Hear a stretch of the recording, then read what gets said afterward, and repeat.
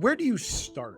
You know, and I ask that question because I think it's hard sometimes to figure out if you're just kind of getting going or you're at an early stage. Do you start branding your business? Do you start with demand gen? You know, once you think you've got this kind of you've got sort of a working assumption around your market, your message and stuff. I developed this theory when I was working with you, Greg, and it was you start with demand generation because demand generation activities will end up notifying your brand, will end up becoming part of your brand. Mm-hmm.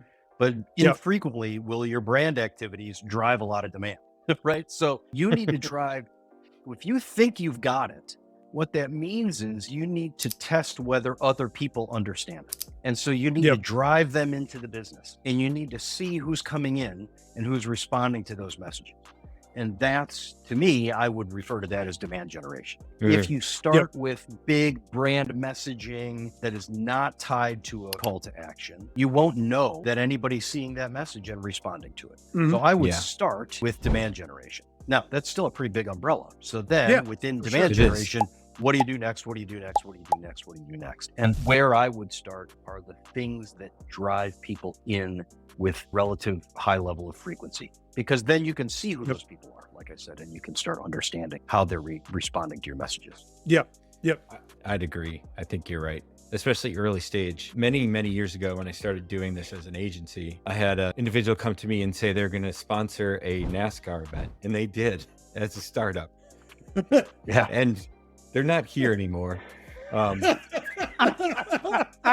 Surprised they got didn't work. 1 year. It was like a race sponsorship. That was their entire budget. It's gone. You can only imagine what that cost. But they had so much visibility very quickly and for one day. Right.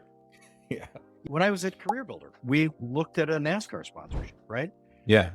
I mean, why not? This is a consumer brand, essentially. Like, get that name out, and it's a long logo, so it will fit on the side of a car really nicely. And we never did it because it was just too expensive. Like, did it make sense? Even as a relatively big company that could afford that sort of thing, we looked at it and said, well, what's the alternate use of this money? And the alternate use of that money was more I swear to God, more targeted demand gen stuff for B2B marketing. And it was like, okay, well, let's do that. And it was better. Is that how you actually got your budget? By saying, hey, we can do this NASCAR, or we don't, and I'll do all this. And now I got my budget I wanted. Totally. But I mean, it's boring as hell, right? Like, you know, it's way more fun to sponsor a NASCAR than it is, you know, to go do more blocking and tackling demand gen. But you see it, and I think there's a shift, right? As you start to see the market, the venture capital markets are a lot softer now than they were. Companies are going to have to start doing a lot more with less. Fundamentals are going to be a lot more important. You're not going to see as many companies really overfunded, where boring is really going to be what's most important, right? Boring and narrowing a market, not trying to go out to this, mass, is more important than ever. And boring gets back to, okay, then when you're ready to hire people and you want to hire people that are better than you at this, the people that are better than you as demand gen marketing and B2B branding and all of that do not think that topic is boring. Like they jump into it and they're like, I love spending my time on that. I love solving that problem. I can be a 30-second video that everybody thinks is so boring, but let me tell you what, the 3 people that watch this, they're going to call us. Right. And like, that's right. The other lesson is like, where do you start? Okay, well, when you start hiring people for that, they've got to be the people who think that stuff's the most exciting stuff in the world. You use the term like a jack of all trades demand gen. What does that mean? Like, if I'm a founder, what's my job description look like for this person? Because what you're talking about more of a doer here than you are like a CMO. No, for sure.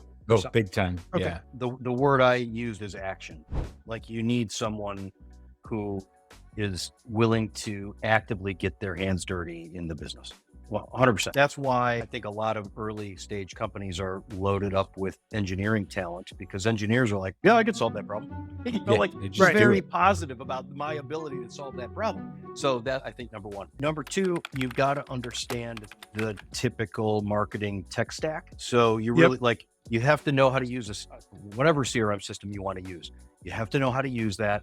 You have to understand how to connect different pieces of technology with different pieces of technology and how to do the research to figure that out. Because there aren't a lot of people who have those answers. You just kind of have to do that. So that technical angle, you got to want to be technical like that and kind of get lost in there a little bit to really understand it. The third thing I had is you've got to have somebody who understands search. And that is SEO, that is paid advertising, that is search behavior, that is everything that's encompassed on Google Analytics, like all of that stuff. I kind of put that all in that search category because that's where you're going to find all the information.